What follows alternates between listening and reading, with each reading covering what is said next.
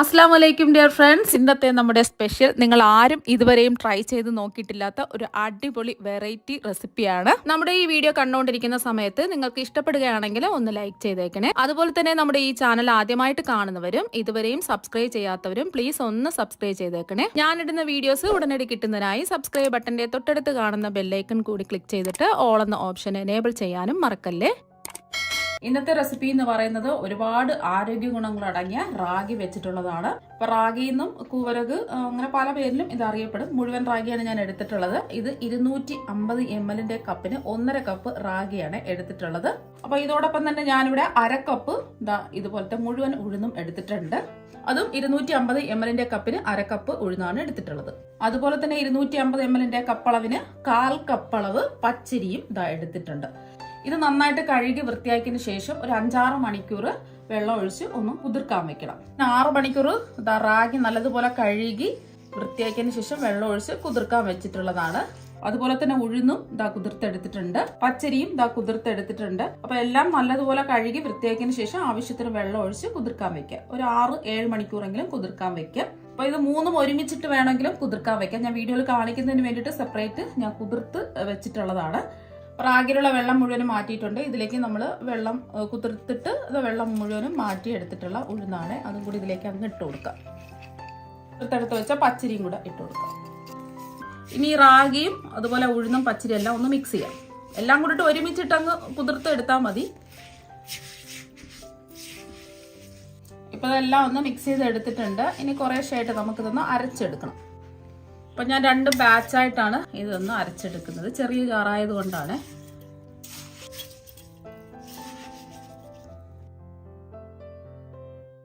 ഇതിലേക്ക് അരച്ചെടുക്കാൻ ആവശ്യത്തിന് വെള്ളം ഒഴിച്ചു കൊടുക്കാം. ലാസ്റ്റ് ഞാൻ പറയാം എത്ര വെള്ളം വേണ്ടി വന്നിട്ടുള്ളത്. നല്ലതുപോലെ ഒന്ന് അരച്ചെടുക്കാം. ഇപ്പൊ ആദ്യത്തെ ബാച്ച് അരച്ചെടുത്തിട്ടുണ്ട്. നല്ലതുപോലെ ഒന്ന് അരച്ചെടുക്കുക.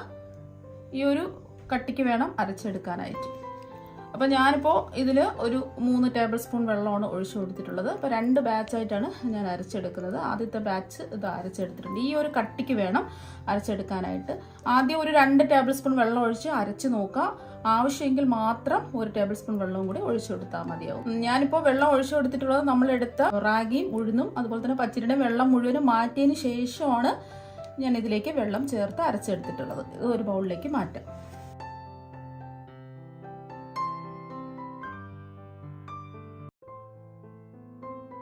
ബാക്കിയിരിക്കുന്നതും ഇതുപോലെ തന്നെ അരച്ചെടുക്കാം. രണ്ടാമത്തെ ബാച്ചും അരച്ചെടുത്തു. നമ്മൾ കുതിർത്തെടുത്ത വെള്ളം മുഴുവനും മാറ്റിയതിന് ശേഷമാണ് ഓരോ ബാച്ചിനും 3 ടേബിൾ സ്പൂൺ വെള്ളം വീതം ഒഴിച്ചു കൊടുത്തിട്ടുള്ളത്. അപ്പൊ ആദ്യം കുറച്ച് വെള്ളം ഒഴിച്ച് അരച്ചെടുക്കുക. ആവശ്യമുണ്ടെങ്കിൽ മാത്രം കുറച്ച് വെള്ളം ഒഴിച്ചു കൊടുത്താൽ മതി. ഇപ്പൊ അതെല്ലാം അരച്ചെടുത്തിട്ടുണ്ട്. ഈ ഒരു കട്ടിക്ക് അരച്ചെടുക്കുക. ഇനി ഇതിലേക്ക് ചേർത്ത് കൊടുക്കുന്നത് സവാളയാണ്. ഞാനിവിടെ 3 വലിയ സവാള ഇതുപോലെ നീളത്തിൽ കട്ട് ചെയ്ത് എടുത്തിട്ടുള്ളതാണ്. കുറച്ച് തീരെ അങ്ങനെ ഐസായിട്ട് കട്ട് ചെയ്ത ചെറിയൊരു കട്ടിക്ക് കട്ട് ചെയ്തിട്ട് എടുക്കാം. ഈ ഒരു കനത്തിൽ കട്ട് ചെയ്തെടുക്കുക. ഇങ്ങനെ നമ്മൾ എല്ലാം ഒന്ന് അടർത്തി ഇട്ട് കൊടുക്കുക.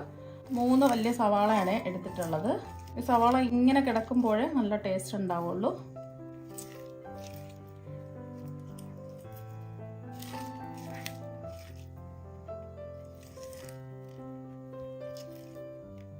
മൂന്ന് സവാളയും ഇതുപോലെ കൈവച്ച് ഒന്ന് ഞെരടി ഇട്ട് കൊടുത്തിട്ടുണ്ട്.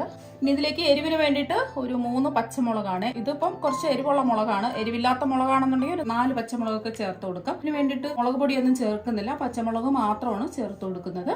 പച്ചമുളക് ഇഷ്ടമല്ല എന്നുണ്ടെങ്കിൽ മുളക് പൊടി 1 ടീസ്പൂൺ ചേർത്ത് കൊടുത്താൽ മതിയാകും. കാശ്മീരി മുളക് പൊടിയാണെന്നുണ്ടെങ്കിൽ 1 ടീസ്പൂൺ ചേർത്ത് കൊടുക്കുക. അവരവരുടെ എരിവിനനുസരിച്ച് മുളക് പൊടി ചേർത്ത് കൊടുക്കുക. ഞാനിപ്പോൾ മുളക് പൊടിയല്ല ചേർക്കുന്നത്. ഇതിന് വേണ്ടിയിട്ട് പച്ചമുളകാണ് ചേർത്ത് കൊടുക്കുന്നത്. അതുപോലെ തന്നെ ഇതിലേക്ക് 2 ഇഞ്ച് വലിപ്പത്തിലുള്ള ഇഞ്ചി ചതച്ചെടുത്താണ് ചേർക്കേണ്ടത്. പേസ്റ്റ് പരുവത്തിനോ അല്ലെങ്കിൽ ചെറിയ ചെറിയ കഷ്ണങ്ങളായിട്ടോ അങ്ങനെയൊന്നുമല്ല, ചതച്ചിട്ട് ചേർത്ത് കൊടുക്കുക. എന്നാൽ മാത്രമേ പ്രത്യേക ഒരു ടേസ്റ്റ് ഉണ്ടാവുള്ളൂ. ഇനി കുറച്ചും കൂടെ ടേസ്റ്റ് കൊടുക്കുന്നത് വെളുത്തുള്ളി അല്ലികളാണ്. ഞാനൊരു 10 വെളുത്തുള്ളി അല്ലികൾ ഇതുപോലെ ചതച്ചാണ് എടുത്തിട്ടുള്ളത്. മേൽഭാഗത്തുള്ള തൊലിയെല്ലാം മാറ്റിയിട്ട് ചതച്ചെടുത്തിട്ടുള്ളതാണ്. ചെറിയൊരു തൊലിയുണ്ട്, അതൊന്നും കുഴപ്പമില്ല. തൊലി വേണ്ടാന്നുണ്ടെങ്കിൽ ഫുള്ള് തൊലി മാറ്റിയതിന് ശേഷം ഇട്ട് കൊടുത്താലും മതി. ഞാനിപ്പോൾ ചെറിയ തൊലിയോട് കൂടിയാണ് ഇട്ടിട്ടുള്ളത്. നല്ലൊരു ടേസ്റ്റ് ആയിരിക്കും. ഇനി ആവശ്യത്തിന് കറിവേപ്പില ചേർത്ത് കൊടുക്കാം. കട്ട് ചെയ്താണ് ചേർത്ത് കൊടുക്കുന്നത്. ഇതിലേക്ക് ചേർത്ത് കൊടുക്കുന്നത് മല്ലിയിലയാണ്. അത് കുറച്ചധികം മല്ലിയില, ഒരു 1/4 കപ്പ് ചേർത്ത് കൊടുക്കുന്നുണ്ട്. മല്ലിയില കുറച്ചധികം ചേർത്ത് കൊടുക്കുക. ഉണ്ടെങ്കിൽ ചേർത്ത് കൊടുക്കുക, അല്ലെങ്കിൽ കറിവേപ്പില മാത്രമായാലും മതി. ഇനി ഇതിലേക്ക് ഒരു 1/2 ടീസ്പൂൺ കായപ്പൊടിയാണ് ചേർത്ത് കൊടുക്കുന്നത്. ഇനി ഇതിലേക്ക് നല്ലൊരു മണം കിട്ടുന്നതിന് വേണ്ടിയിട്ട് ഞാനിപ്പോൾ 1/2 ടീസ്പൂൺ വലിയ ജീരകം പൊടിച്ചെടുത്താണ്. പെരിഞ്ജീരകമാണ്, ചെറിയ ജീരകമല്ല. വേണമെന്നുണ്ടെങ്കിൽ വലിയ ജീരകം ഒന്ന് ചതച്ചിട്ട് വേണമെങ്കിലും ഇട്ട് കൊടുക്കാം. ഞാനിപ്പോൾ പൊടിയാണ് 1/2 ടീസ്പൂൺ എടുത്തിട്ടുള്ളത്. ഇനി നമുക്ക് ആവശ്യത്തിനുള്ള ഉപ്പ് ചേർത്ത് കൊടുക്കാം. ഞാനിപ്പോൾ ഒരു 1/2 ടീസ്പൂൺ ഉപ്പാണ് ചേർത്ത് കൊടുത്തിട്ടുള്ളത്. അപ്പം എല്ലാം കൂടി കുഴച്ച് മിക്സ് ചെയ്ത് നോക്കിയതിന് ശേഷം ഉപ്പ് വേണമെന്നുണ്ടെങ്കിൽ ചേർത്ത് കൊടുക്കാം.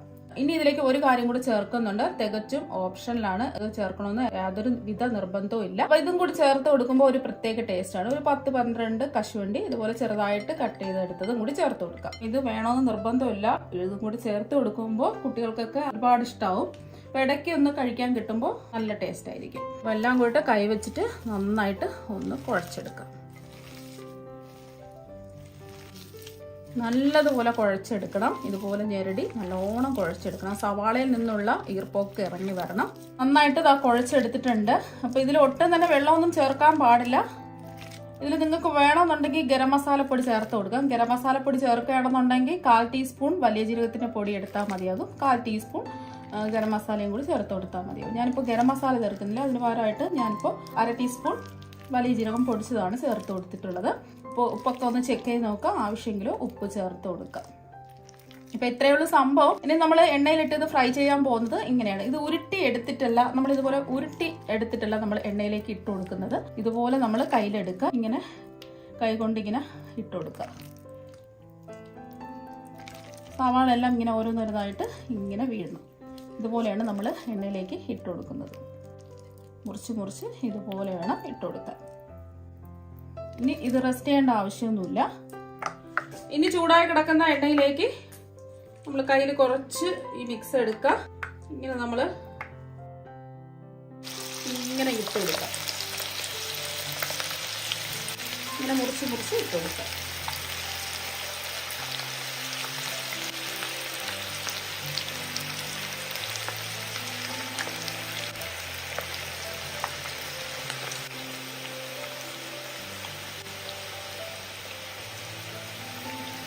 ഒരു 10-20 സെക്കൻഡ് ഒന്നും ചെയ്യരുത്, ഇങ്ങനെ തന്നെ ഇരിക്കട്ടെ. ഫ്ലെയിം മീഡിയം ഫ്ലെയിം വെച്ച് കൊടുക്കുക. ഒരു 20 സെക്കൻഡ് ഒക്കെ കഴിയുന്ന സമയത്ത് ഇതുപോലെ ഒന്ന് സ്പൂൺ കൊണ്ട് ആക്കി കൊടുക്കുക. ഇതിന് പ്രത്യേകിച്ച് ഷേപ്പൊന്നുമില്ല. നമ്മൾ ഇതുപോലെ കൈ കൊണ്ട് അടർത്തി അടർത്തി ഇതുപോലെ ഇട്ട് കൊടുത്താൽ മതി. 2 വശവും നല്ലോണം മൊരിഞ്ഞ് വരട്ടെ. മീഡിയം ഫ്ലെയിം വെച്ച് കൊടുക്കുക. ഒന്ന് മൊരിഞ്ഞ് വരുന്ന സമയത്ത് തിരിച്ച് ഇതുപോലെ ഇട്ട് കൊടുക്കുക. നല്ലോണം മൊരിഞ്ഞ് വരുന്നതിന് വേണ്ടിയിട്ടാണ് മുഴുവൻ റാഗിയിൽ ഇത് ചെയ്തിട്ട് എടുക്കുന്നത്.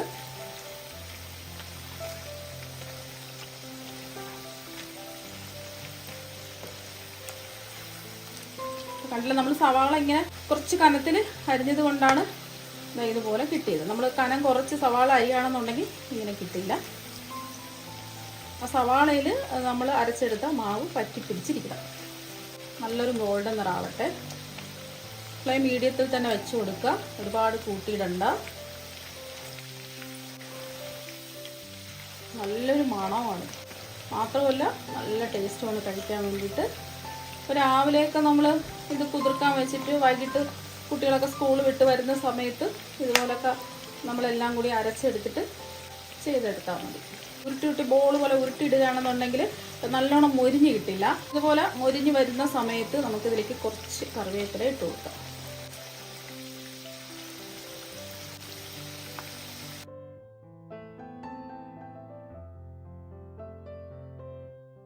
നമുക്ക് സ്പൂൺ കൊണ്ട് ഇതുപോലെ തട്ടി നോക്കുമ്പോൾ തന്നെ മനസ്സിലാക്കാൻ പറ്റും നല്ല ക്രിസ്പി ആയിട്ടിരിക്കുന്നുണ്ട്.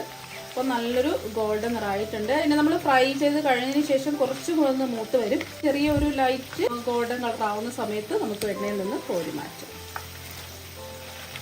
ഇരുന്ന് കഴിയുമ്പോൾ കുറച്ചും കൂടെ കളറൊക്കെ വെച്ചിട്ട് കുറച്ചും കൂടെ ക്രിസ്പി ആയിട്ട് മാറും. അപ്പോൾ അതെല്ലാം എണ്ണയിൽ നിന്ന് കോരി മാറ്റിയിട്ടുണ്ട്. അപ്പോൾ നല്ല ക്രിസ്പി ആയിട്ടാണ് ഇരിക്കുന്നത്. അപ്പോൾ ഒട്ടും തന്നെ എണ്ണയൊന്നും കുടിച്ചിട്ടില്ല. ബാക്കി ഇരിക്കുന്നത് ഇതുപോലെ തന്നെ നമുക്ക് ഫ്രൈ ചെയ്തെടുക്കാം.